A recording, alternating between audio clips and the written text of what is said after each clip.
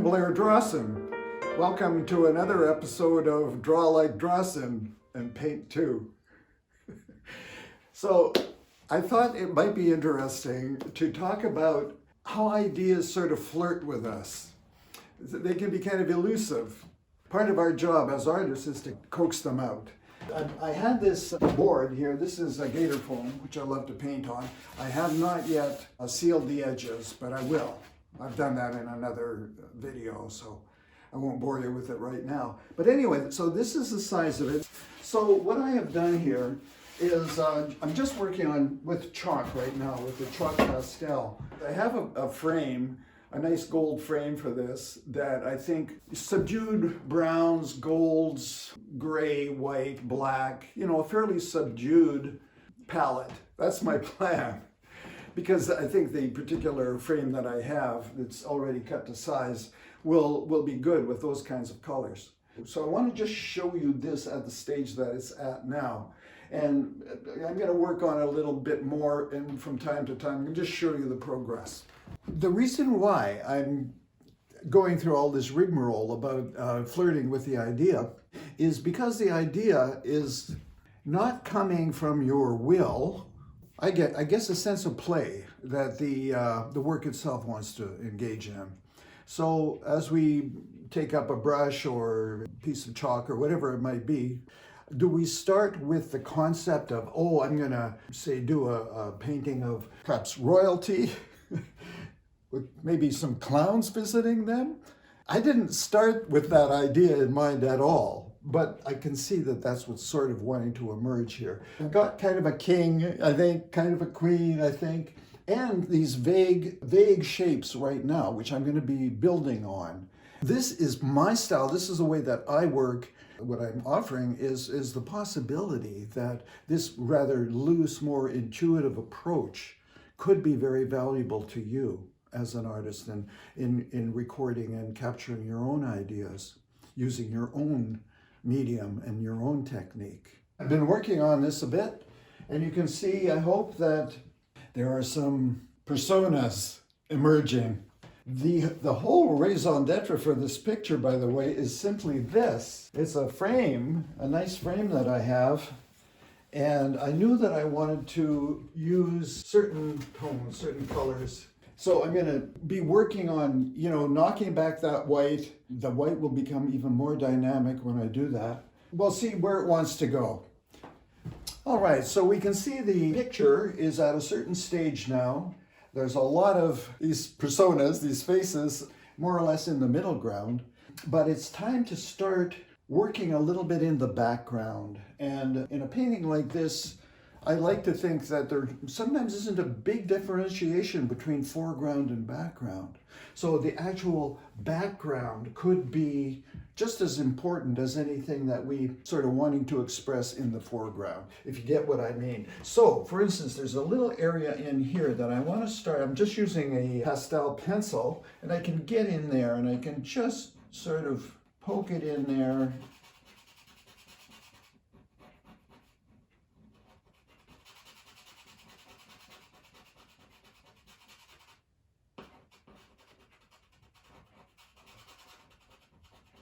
And what I'm going to do now is I'm going to bring this black area down a little bit further. I'm going to use a slightly larger piece of black pastel for this.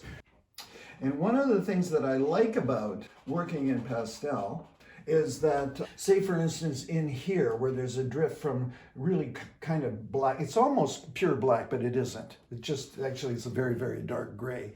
But we'll call it black. And as it moves up, it does become more fragmented, and it reads as gray, but it also has a nice texture. It has a nice sort of gritty tone to it.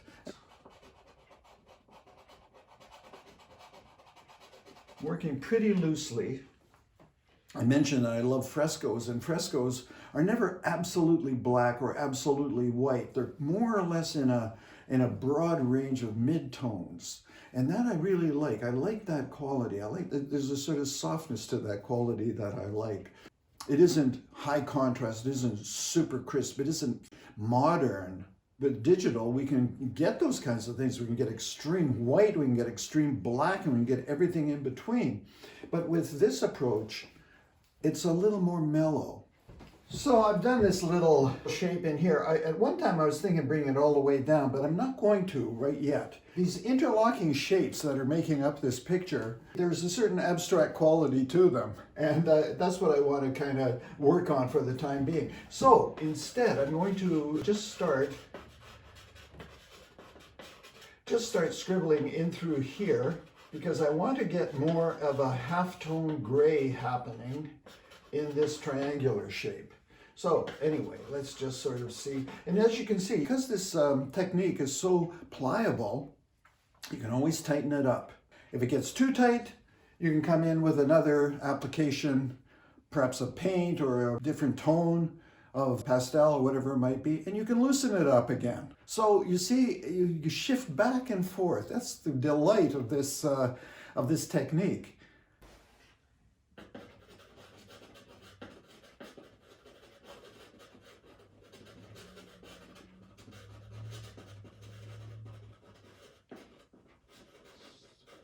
I've turned the picture upside down because it's easier for me to get into this triangular area and just add these, I don't know, middle tone gray application happening here. Yeah, this whole triangular shape that I'm talking about, I can bring it up here. I'm not sure just what I'm going to do with this neighboring shape.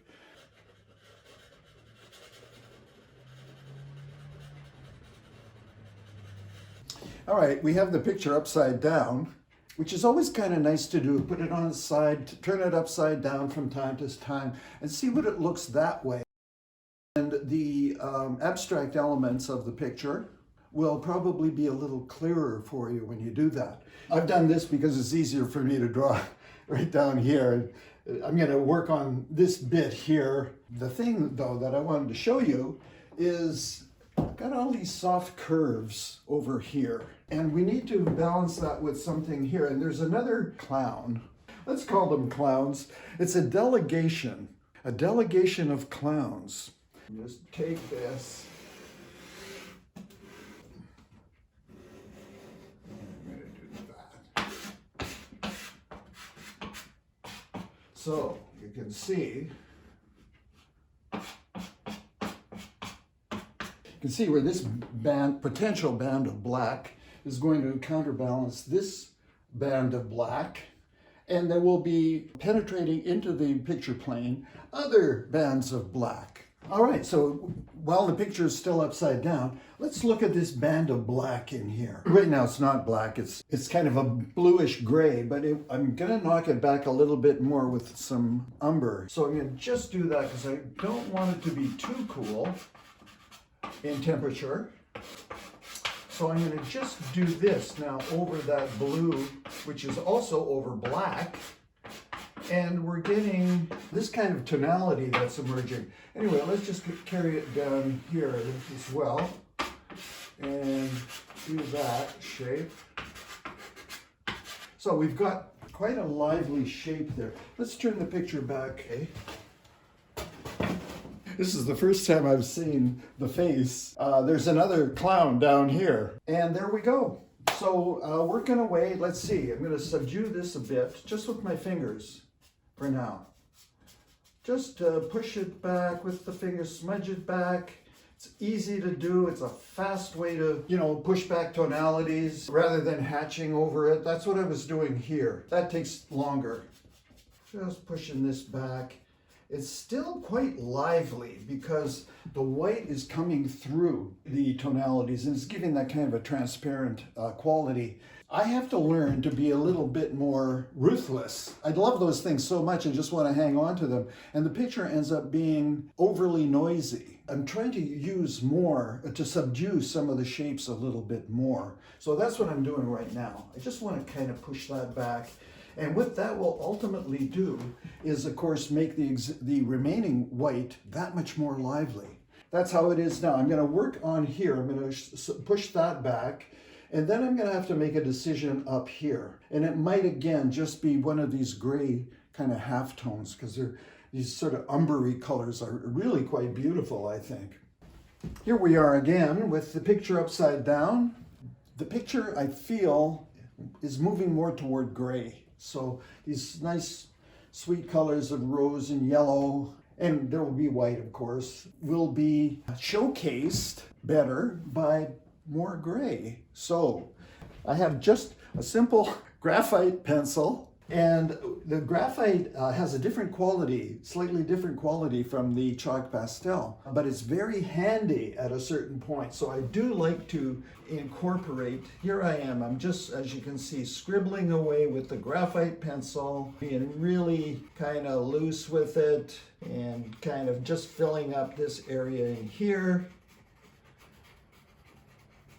By doing all this scribbling, I'm laying down a tonal value.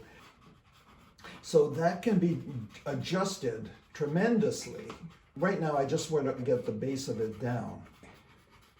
It's coming along. But notice that by coming up to the top knot here, the clown's top knot, I have to define, do I want it to pop out of dark?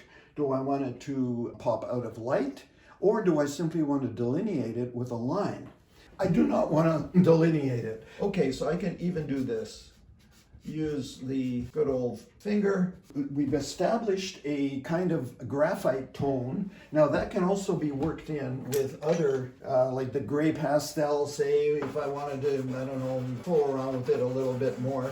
Right now I don't want to pay too much attention to that shape because there is so much else that needs to be done. So if there's a passage that you're not totally happy with and the temptation is very strong to change it, don't. Live with it. Let it be for a while and just see. You may not need to change it. You may find it to be the best thing in the picture. So you can see now how, because I've eliminated more of the white, that the white is really becoming more of an energy. We have all these nice sort of muted tertiary colors emerging, all these sort of greeny grays. That is helping to push back the white. There's still a lot to do with this picture, I think. Eliminating the white, I want to work on this area right here. Like I say, I'm finding the white is really getting very lively, which is great. But there's still a lot that I want to do in terms of mainly in here now. There's areas of white in here and here and here, and I like the fact that that is nice and lively. Yeah, I think by the time the picture is finished, you're going to see what I mean more clearly. So anyway, this is what I'm going to do. I'm just using a light blue pastel pencil because I want to get in here and just scribble away.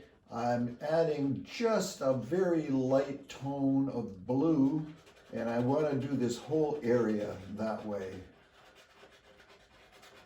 So I'm knocking back the absolute white to a very light blue white, shall we say.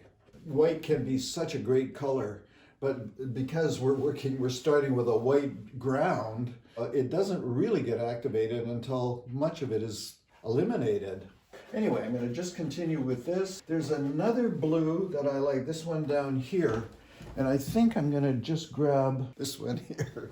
So I do like this blue a lot, and I'm going to just move that in on here too, and just sort of activate that, make that more of a slightly warmer blue. At any time, by the way, I can always do this. I can always just bring in the finger. Maybe you can paint with the side of it. See what sort of textures might come out of that. Well, we're almost at the end of the picture. All I'm going to do now is you put some glass over that and you'll see the cutouts that I've done. Just manila paper. And that is it. This last little bit of design is going to affect the ultimate picture, but that is it. We'll put the frame on. You can see what it looks like with the frame on. Motivating factor in the first place, and that's pretty much what you're going to see. I hope you enjoyed this demonstration. It's been fun doing this picture with you, and I hope you found something in it that you can apply to your own work, your own outlook, sense of experimentation, playing around. That's what I encourage. It's out of that sense of play where the discoveries are made.